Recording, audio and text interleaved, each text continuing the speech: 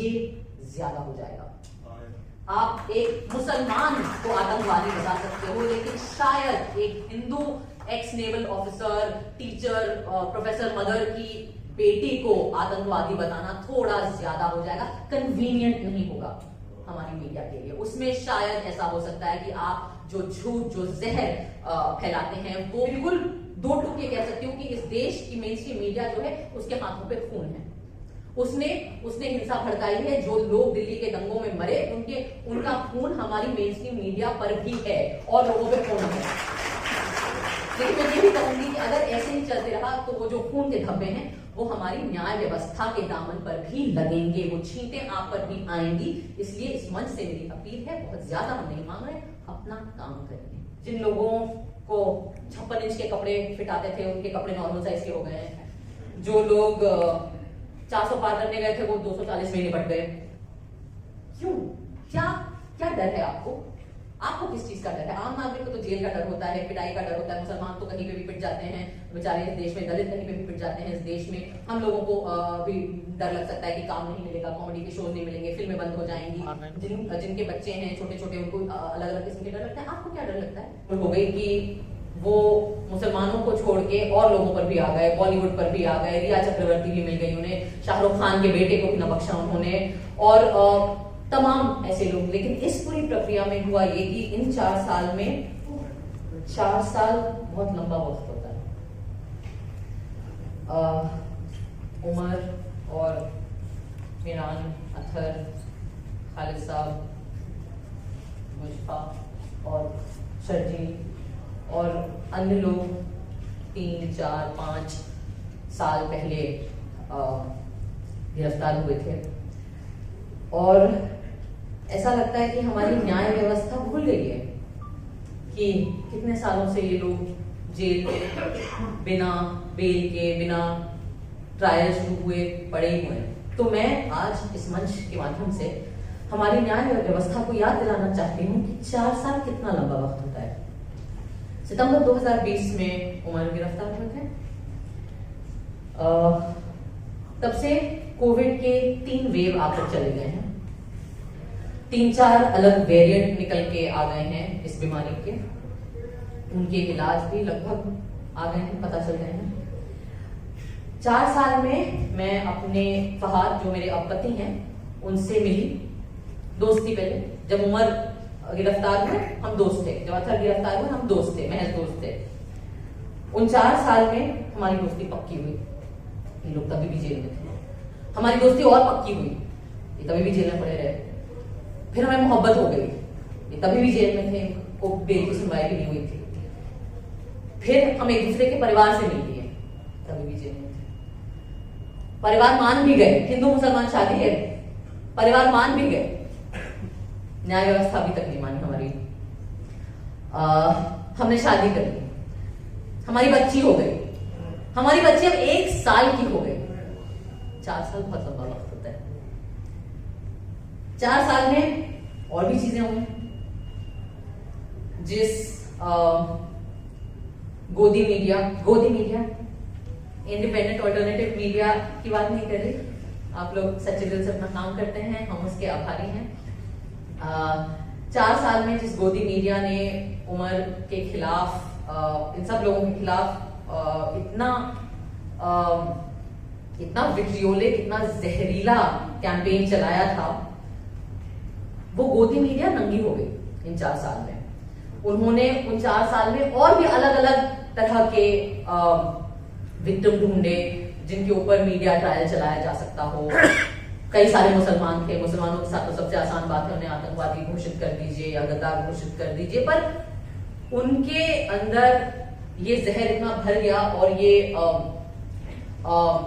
Blood lust, मैं कहूंगी actually वही शब्द होना चाहिए कि ये जो भूख है एक तरीके से खून की, एक्चुअली वो इतनी आउट ऑफ कंट्रोल हो गई कि वो मुसलमानों को छोड़ के और लोगों पर भी आ गए, बॉलीवुड पर भी आ गए। रिया चक्रवर्ती भी मिल गई उन्हें, शाहरुख खान के बेटे को भी न बख्शा उन्होंने, और तमाम ऐसे लोग। लेकिन इस पूरी प्रक्रिया में हुआ ये कि इन 4 साल में वो भी नंगे हो गए। आज की तारीख में आप लोगों के वीडियो और पॉडकास्ट फिर भी लोग देख लेते हैं, लेकिन आम जनता भी अब जब अर्नब गोस्वामी या उनके उसके जितने भी ट्रू कॉपी वर्जन हैं और उसके जितने गरीब वर्जन हैं उनको सुनती है, वो भी जानती है कि ये झूठ फैला रहे हैं। 4 साल में और भी चीजें हुई। जिन लोगों को 56 इंच के कपड़े फिट आते थे उनके कपड़े नॉर्मल साइज के हो गए हैं। जो लोग 400 पार करने गए थे वो 240 में निपट गए। 4 साल में हमारे न्याय व्यवस्था के जो माननीय न्यायाधीश हैं उन्होंने भी कई जगह जाके न्याय की परिभाषा पर कई भाषण और एलोक्यूशन कंपटीशन और रिसाइटल दिए, अलग अलग कॉलेजेस में, अलग अलग विश्वविद्यालय में, दुनिया के अलग अलग देशों में भी। 4 साल में एक इस देश का एक कन्विक्टेड, मैं नहीं कह रही हूं, हमारी न्याय व्यवस्था ने जिसको कन्विक्ट किया है रेप का, वो इंसान राम रहीम, वो भी 4 साल में 10 बार बेल और पैरोल पा गया। 4 साल में गुजरात सरकार ने नई किस्म की बेशर्मी की हदें पार करी और बिल्किस बानो के कन्विक्टेड रेपिस्ट को अच्छे व्यवहार के तहत रिहा भी कर दिया। उस पे ज्यादा चू भी ना हुई कि जिन लोगों को झूठे इल्जामात तहत, और जो सबको पता है क्योंकि वीडियो एविडेंस है, आज की डेट में अलग अलग मीडिया पे काफी सारा एविडेंस है, झूठे इल्जामात के तहत गिरफ्तार किया गया, उनके खिलाफ, कई लोगों के खिलाफ ट्रायल भी उन्होंने शुरू करने का वक्त उन्हें नहीं मिला।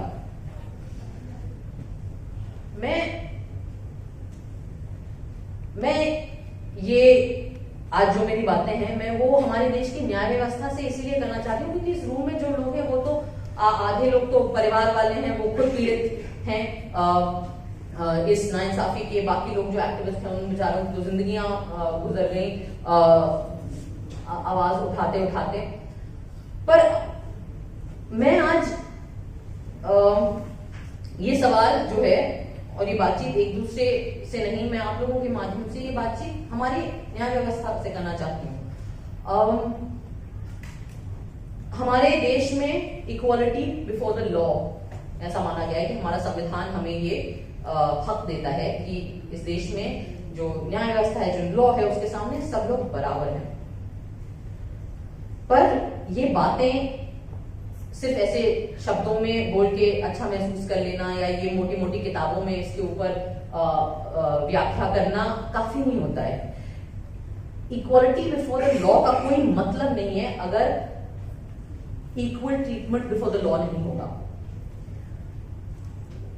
मैं आज आपसे एक बात शेयर करना चाहती हूँ, आई डोंट नो कितने लोगों को पता होगी। जिस केस में उमर जेल में है अभी, या वन ऑफ द केसेस जिसमें उमर जेल में है अभी, उस केस में कई पिटिशन दाखिल हुए थे, उनमें से 2-3 में मेरा भी नाम था, क्योंकि जिस तरीके से CNRC में उमर अलग अलग जगह पे जा रहा था, हम लोग कई लोग जा रहे थे अलग अलग जगहों पे भाषण देने और बात करने और अपनी राय रखने, हम भी गए, मैं भी गई थी। और मुझे याद है जिस तरीके से सब लोग सोशल मीडिया का इस्तेमाल करके हमने भी किया था, और जिस रात JNU पे अटैक हुआ था, मुझे याद है जनवरी 5 वो रात थी, और 5th है ना, और ऑब्वियसली मैं बंबई में शूट कर रही थी, मुझे याद है। मेरी माँ JNU में उस वक्त प्रोफेसर थी, वो रिटायर हो गई हैं, और मैं ऑब्वियसली बहुत परेशान थी, और मैंने कई ट्वीट करे लोगों को बताते हुए, क्योंकि JNU के स्टूडेंट्स हम लोगों को मैसेजेस कर रहे थे, वीडियोस भेज रहे थे, और मैं वो वीडियोस पोस्ट करके कह रही थी कि JNU में ये हो रहा है, सड़कों पे आइए, आप लोग सड़कों पे आइए, पीसफुल JNU के गेट पे आइए, वहां इकट्ठा होइए।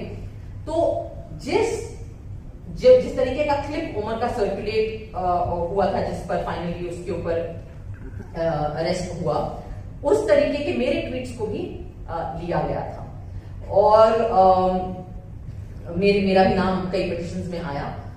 और जैसा कुणाल ने कहा, आई सपोज ये मेरे एक्सीडेंट ऑफ माय बर्थ जिसको कहते हैं, कि इत्तेफाकन मैं हिंदू घर में पैदा हुई, इत्तेफाकन मैं एक सवर्ण परिवार में पैदा हुई, इत्तेफाकन मैं ऐसे परिवार में पैदा हुई जो खुद पढ़ा लिखा था अंग्रेजी माध्यम में, इत्तेफाकन मैं अंग्रेजी माध्यम में पढ़ी लिखी हूँ और बोल सकती हूँ, और इत्तेफाकन मैं बॉलीवुड में की फिल्मों में काम कर चुकी हूँ, इसलिए शायद जिन लोगों ने उमर को उन्हीं केसेस में और बाकी साथियों को, मिरन को, अतर को और कुछ बाकी लोगों को उन्हीं केसेस में अरेस्ट किया, उन्हें लगा कि शायद ये ज्यादा हो जाएगा।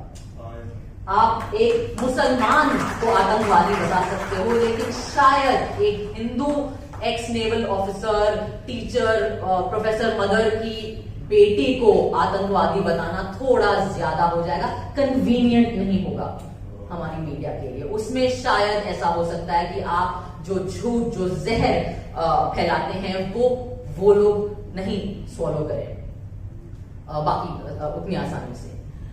तो मुझे अक्सर लोग बोलते हैं कि क्यों तुम इतना चपड़ बोलती हो, तुम चुप क्यों नहीं रह सकती हो, तुम्हें अपनी फिल्मों में काम करने में तुम क्यों संतुष्ट नहीं हो, तुम्हें क्या जरूरत है कि हर मुद्दे पे, हर ऐसे सामाजिक मुद्दे पे, पॉलिटिकल मुद्दे पे, न्याय के मुद्दे पे तुम अपना मुंह उठा के बात करती हो। और मेरा जवाब हमेशा यही होता है, क्योंकि मैं इसलिए आज आजाद घूम रही हूँ, यहाँ पे स्वतंत्र हूँ, अपनी जिंदगी जी रही हूँ, अपनी बच्ची की बर्थडे पार्टी मना रही हूँ, बढ़िया शादी करी, मैंने ढोल बजवाए, क्योंकि इत्तेफाकन मुझे एक प्रिविलेज मिल गया मेरी आइडेंटिटी का, और वो जो मेरा प्रिविलेज है वो अब मेरी जिम्मेदारी है कि जिन लोगों को इत्तेफाकन, जिनके नाम मुझसे अलग है, या जो मुसलमान नाम है, या जो दलित नाम है, या जो माइनॉरिटी के नाम है, और उनके ऊपर अगर जुल्म हो, तो मुझे जो चीज जो मेरी रक्षा करनी है,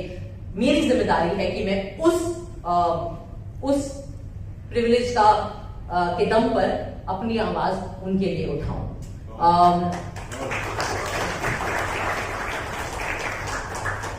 मैं एक और सवाल पूछना चाहती हूँ, और हो सकता है अब तो खैर आईपीसी बदल गया है, पता नहीं कौन सी एक नई भारत कुछ क्या बीएनएस, भारतीय